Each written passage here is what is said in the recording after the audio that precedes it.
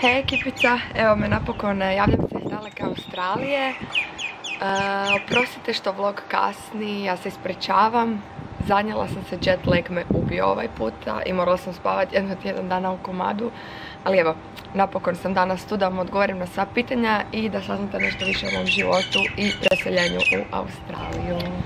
Prvo pitanje mi je uvijek bilo zašto sam otišla u Australiju. Otišla sam u Australiju, to jest, znate kad nekom kažeš da bi zbog ljubavi na drugi kraj svijeta, eto, to se dogodilo u ovom slučaju. Inače, moj dečko je Hrvat, ali se rodio u Australiji i eto, život nam se tako posložio da je dobio bolji posao u Australiji, bolje uvjete, bolje prilike i tako se poklopilo da sam se i ja pobrala za njim. Čućete puno cvrkutanja oko nas, to su ove čudne neke papige, svuda lete. Meni je baš lijepo i zapravo mi je cool kad se ujutro probudim i vidim papigice oko mene. Mislim, ima i vrabaca, ali papige su, ja mislim, ipak nešto onak special. Što je sada sa streetboxom kad sam otišla?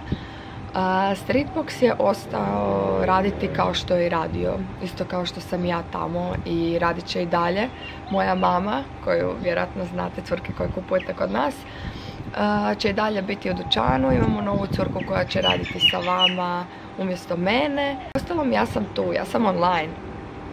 Nitko nije rekao da neću biti tamo, daleko od oka, ali ne od srca.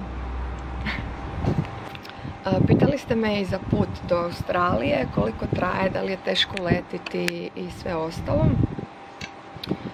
Inače, okvirno 20 sati do Australije sveukupnog leta. Sada već imate i povezano Zagreb sa Dohom ili Dubajem, pa Dubaj, Melbourne, Sydney, što god. Ja sam ovaj put išla malo teže, zato što nije bilo baš nekih karata raspoloživih. Let mi je trajao 36 sati i bome sam se namučila. Ali ok, prošlo je. Teško je to što je promjena vremena, promjena godišnjeg doba. Zamijeniš dan za noć, zamijeniš zimu za ljeto ili obrnuto. I mislim da je to psihički teže nego što je fizički. Ali ok, oporaviš se. Pitate me jel mi lako, jel mi lijepo, jel mi bolje. Na početku, kao i svaki početak, svuda je teško i teško mi je još uvijek jer sam friško došla.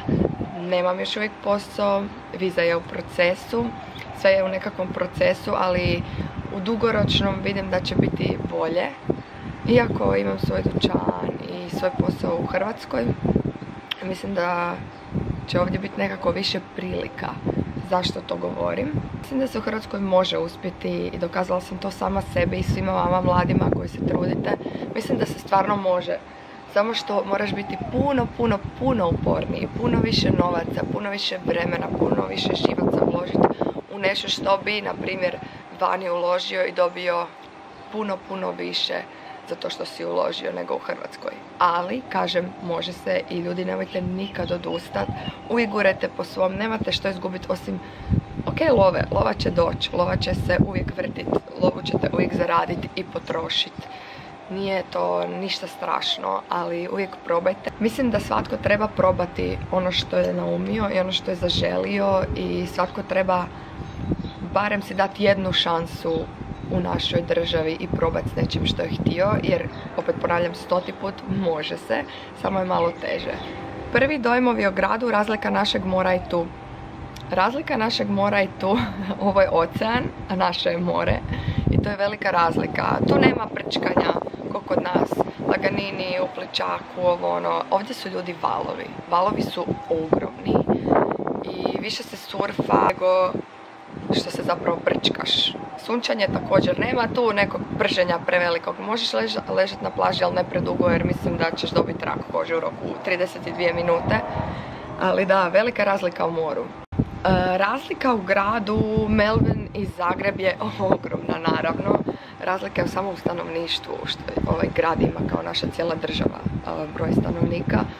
Razlika je ogromna također zato što su tu svi živi i izmiješani. Svaku kulturu imate, svaku rasu, sve u jednom gradu. Pošto su svi izmiksani, tako imate isto priliku i vidjeti i različite restorane, barove. Mislim, grad koji uvijek živi. Melbourne vam je zapravo 7. godinu za redom proglašen najboljim gradom na svijetu za život za mlade.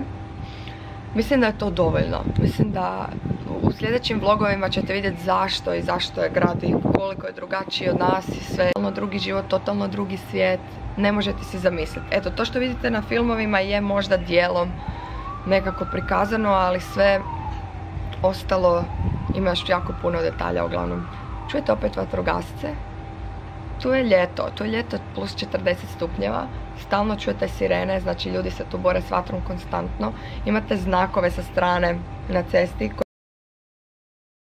pokazuju od zelenog ili od plavog do crvenog strelica koliko je rizično i koliko ima mogućnosti da se neke zapali. Uglavnom stalno se neke zapali i vatrogasci stalno lete okolo i gase jer je trava užasno suha, puše vrući vjetar. Uglavnom, sad sam otišla predaleko, ali sve ću vam to reći još u sljedećim vlogovima i jedva čekam. Pitate me kako sam se snašla. Snašla sam se ok. Mislim, volim izazove u životu, volim kad me nešto iskušava, kad me nešto izaziva, kad mi nešto postavlja zadatke, kad moram to rješavati. Pitali ste i za vizu. Vizu je jako teško dobiti, zato što svi živi žele sada ići u Australiju, žele bolji život. Teže je malo dobiti i svi mi kažu, kad ćeš se udati, bit će bolje.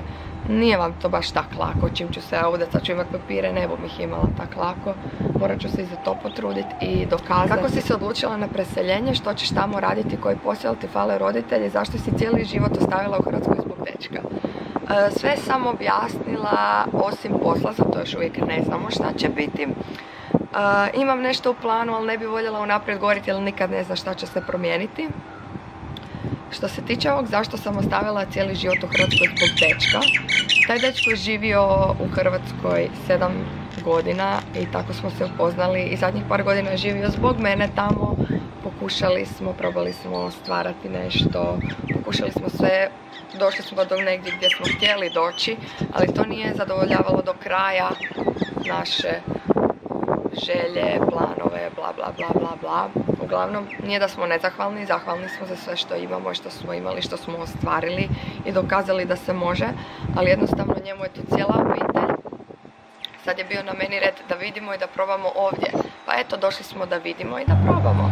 Što ti se u životu dogodilo, a jako te osnažilo? Pozdravi me u videu. Pozdrav DJ Dorki iz Mostara. Evo, u životu što mi se dogodilo jako me osnažilo. A iz svake situacije možeš izvući nešto što te osnaži. Najčešće su to one neke stvari koje ne bih htio da ti se dogode, ali ti se dogode jer to je život. Ali mislim da je to ovo preseljenje što mi se dogodilo jako me osnažilo jer se nađeš u situaciji da ne znaš di si, da si na drugom kraju svijeta gdje nikog ne znaš. Mislim da će ovo biti jedna od tih situacija koja će me najviše osnažiti. Kad će svadba i planiram li se udati u Hrvatskoj? Svadba će ove godine, znači 2018. Datum vam još neću reći, ali sve ćete znati na vrijeme i da bit će u Hrvatskoj svadba. Znači, cijela Australija dolazi u Hrvatsku. Također ste pitali što je sa mojim psom, gdje je Ogi. Ogi ostaje u Hrvatskoj i tamo će i ostati. Preveliki je stres za psa i preveliki i pretežak proces je da se pas seli iz Hrvatske za Australiju, ne za mene, nego za njega. Jednostavno ne želim da se toliko muči jer mora prolaziti kroz puno nekakvih testova, karantene i dok bi još došao tu, to je ogroman put, ljudi, to je preko 20 sati. On bi trebao biti pod tabletama, spavao bi 20 sati, nikad ne znaš, mislim ti psi se ne voze s tobom u avionu, svi koji ste mislili da pas ide s tobom u avion, ne ide u avion s tobom. Pas koji je iznad 9 kila ide dolje sa prtljagom ili negdje tamo dolje u neki spremnik, ja ne znam gdje točno. Ali da, ja ne volim da se moj pas vozi tako daleko. Uostalom, smatram da psi u Australiji, ovako koji žive u gradu, gdje ja sad trenutno živim, nemaju dovoljno kvalitetan život zato što ljudi rade puno, nemaju vremena za šetnje, taj pas je uvijek zatvoren u kući. Uostalom, kad je to šetnja, to nije neka šetnja kao što mi imamo Maksimir, pa je šuma, pa on uživa. Mislim da se ti psi dovoljno i nekvalitetno šetaju po gradu i u Melbourneu. Pitali ste jel se planiram vraćat? Naravno da se planiram vraćat, da želim vidjeti svoje ljude, svoju obitelj, svoju zemlju, svog psa, naravno, svoje prijateljice. Želim se vratiti sigurno jednom godišnje za naše ljeto u Hrvatsku, ali da, planiram se ovdje preseliti ono dugoročno, zapravo zauvijek. Vidjet ćemo kako će to uspjeti, nadam se da hoće, ali definitivno ću se vraćati doma i to češće.